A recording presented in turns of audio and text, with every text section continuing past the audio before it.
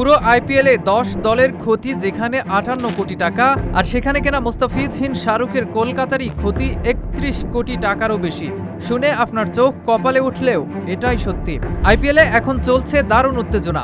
একের পর এক ম্যাচে বদলে যাচ্ছে পয়েন্ট টেবিলের হিসাব, কিন্তু মাঠের লড়াইয়ের বাহিরে এবার আলোচনায় উঠে এসেছে কোটি কোটি টাকার ক্ষতির খবর।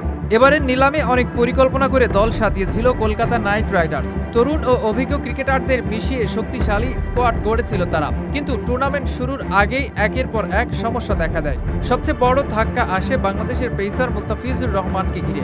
রাজনৈতিক জটিলতার কারণে তাকে দলে রাখা সম্ভব হয়নি, অথচ তাকে কিনতে খরচ হয়েছিল 9 কোটি 20 লাখ টাকা। এখানেই শেষ নয়, চোটের কারণে ছিটকে গেছেন হর্ষিত রানা। তাকে ধরে রাখতে কলকাতার খরচ হয়েছিল 4 কোটি টাকা। এবার শ্রীলঙ্কার পেসার মাথিসা পাতিরানাকেও পুরোপুরি পাওয়া যায়নি। তাকে দলে নিতে খরচ করতে হয়েছিল 18 কোটি টাকা। চোট কাটিয়ে দলে ফিরলেও এখনও মাঠে নামেননি তিনি। সব মিলিয়ে কলকাতার বিশাল অঙ্কের বিনিয়োগ এখন প্রায় পানিতে গেছে, যার পরিমাণ প্রায় 31 কোটি টাকা। শুধু কলকাতায় নয়, ক্ষতির তালিকায় আছে আরও অনেক দল।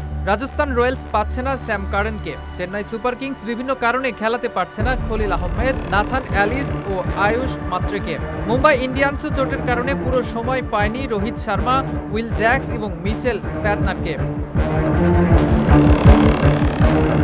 অস্ট্রেলিয়ার তারকা cricketer Pat Cummins, Mitchell Starc, Josh Hazlewood ও ক্যামেরন গ্রিনও পুরোপুরি ফিট ছিলেন না। আবার দিল্লি ক্যাপিটালসের হয়ে খেলার আগেই নাম প্রত্যাহার করে নেন বেন ডাকেট। অথচ এই ক্রিকেটারদের পেছনে খরচ হয়েছে ফ্রাঞ্চাইজির কয়েক কোটি টাকা।